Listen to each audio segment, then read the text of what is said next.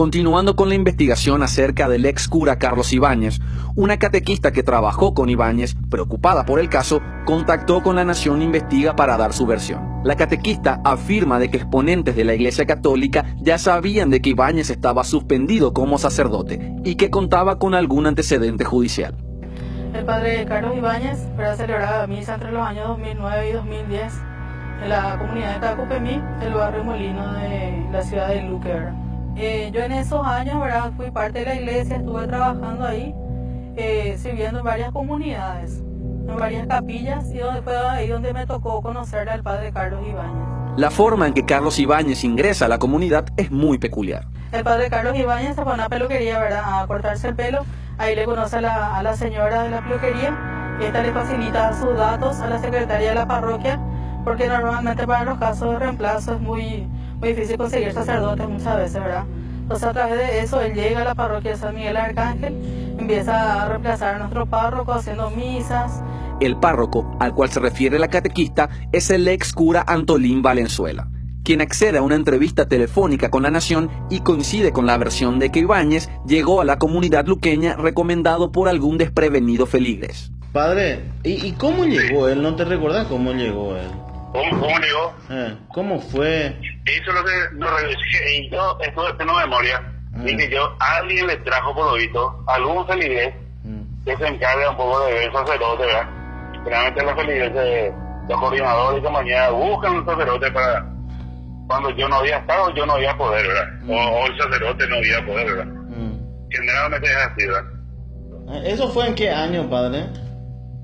Y ahora sí, yo salí de ahí 80, a ver, 2000, hasta 2010 estuve ahí. ¿Y él estuvo? Sí. Y habrá sido el 2009 por ahí, yo creo. 2009. Habrá estado. Él celebraba misas, primera comunión, participaba de las solemnidades propias de la iglesia, procesiones, daba la comunión, hacía confesiones, todo lo que es propio de su ministerio sacerdotal. A nosotros ya se nos decía nomás que ya iba a venir él directamente porque el padre no podía. Pero después ya fue de forma constante la presencia del padre Carlos Ibáñez en nuestra comunidad de todos los domingos. Tal vez la constante presencia de Ibáñez en la comunidad de Luque llamó la atención de algunos religiosos que aparentemente conocían su pasado, sus problemas con la justicia y alertaron a los catequistas. En el año 2009, ¿verdad?, son los propios sacerdotes y otras personas muy allegadas a la iglesia nos cuentan que él tenía denuncias por acoso en la iglesia y que tenía prohibido celebrar misa y otro tipo de celebraciones propias de la iglesia católica, ¿verdad?, donde nosotros nos alarmamos a las personas que nos llegamos a enterar de eso, tratamos de corroborar las denuncias. Tras la denuncia realizada por algunos religiosos, desde la comunidad decidieron prestarle especial atención a la manera en que Ibáñez llevaba sus labores como sacerdote. En base a lo que ya nos dijeron y que como venía de sacerdotes, que en la denuncia muchas veces que ellos ya conocían el caso, entonces tuvimos más cuidado, vamos a decirlo. Una situación en particular llamaría poderosamente la atención de la catequista, que decide, tras este episodio, denunciar la actuación de Ibáñez. El padre Carlos Ibáñez manifestó que quería hacer una formación, ¿verdad?, un retiro para los monaguillos, para lo que es el área de la liturgia y todo eso, ¿verdad? Cuando yo le consulto al padre qué fecha nos iríamos, ¿verdad?, incluyéndome yo como parte del grupo, el padre manifiesta que iría él solo con los monaguillos. Entonces ahí normalmente nosotros muchas veces por obediencia nos limitamos a seguir lo que los sacerdotes nos indican, ¿verdad?, porque son ellos los que están al mando en esos momentos dentro de una comunidad, ¿verdad? Entonces nada más que callé, le dije que sí, que iba a ver el lugar, donde me alarmé más teniendo en cuenta las denuncias que ya nos habían comentado. En ese caso, al tener esos dichos del padre Carlos Ibáñez, yo consulté con otros sacerdotes. Uno de los sacerdotes a los cuales pide consejo esta catequista es el padre Gumersindo Caputo Segovia, quien le recomienda hacer una denuncia ante el arzobispado de Asunción. Hoy Caputo Segovia está acusado de abuso sexual contra menores por la propia Iglesia Católica Paraguaya.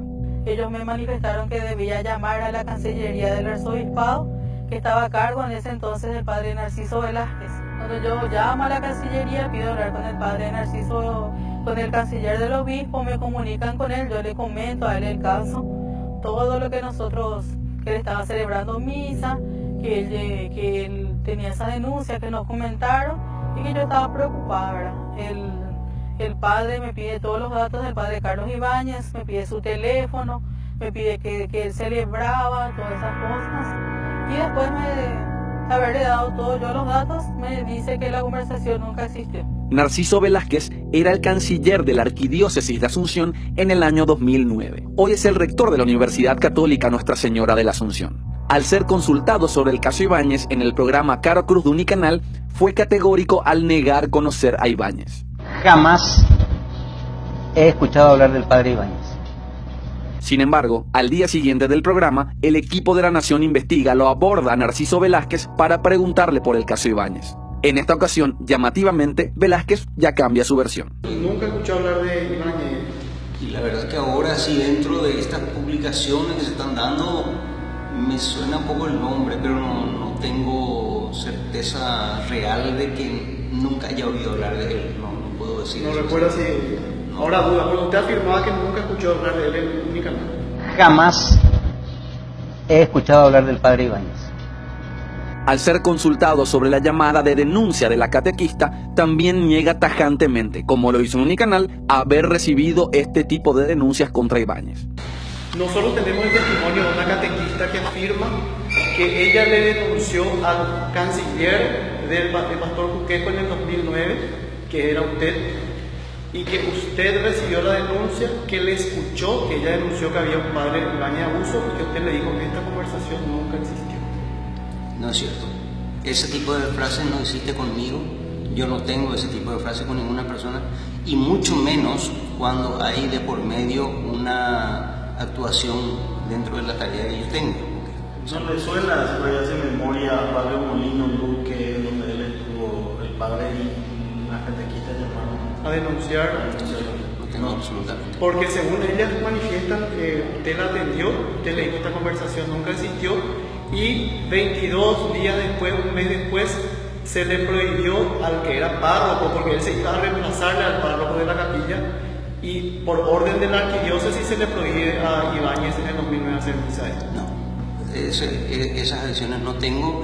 Ya ha pasado el tiempo, casi 15, 20 días, más o menos nuestro párroco nos llama a una reunión a todos los responsables, nos llama a gente, a los responsables de cada comunidad, a la gente que estábamos trabajando, y nos manifiesta de que el padre Carlos Ibáñez no podría celebrar misa, no podría hacer charlas, no podíamos celebrar nada dentro de la comunidad, que él ya no iba a trabajar con nosotros, que fue una orden del arzobispado.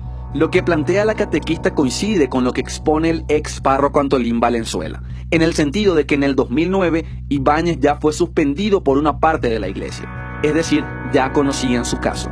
Y yo recibí una orden del arzobispado que él no estaba habilitado.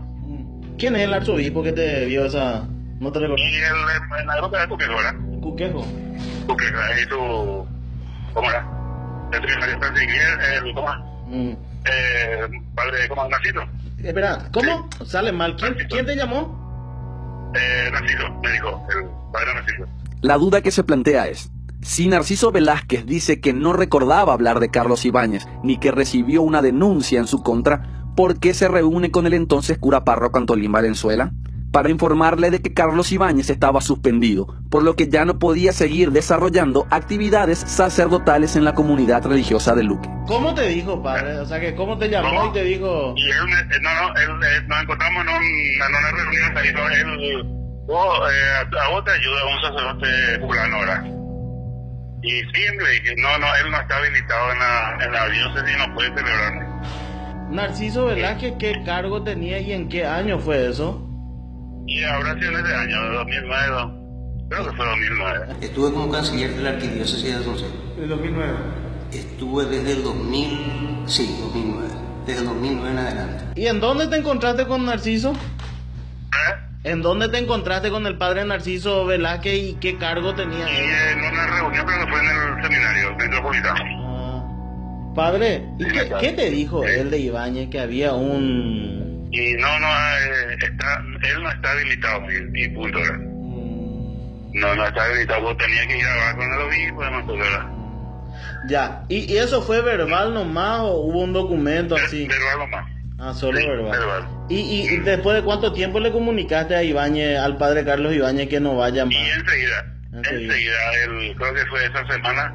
A pesar de todos estos elementos, las autoridades de la iglesia no iniciaron una investigación contra Ibáñez. Simplemente se guardó la situación bajo la alfombra y se pidió incluso a los catequistas que engañen a sus propios feligreses sobre el paradero de Ibáñez.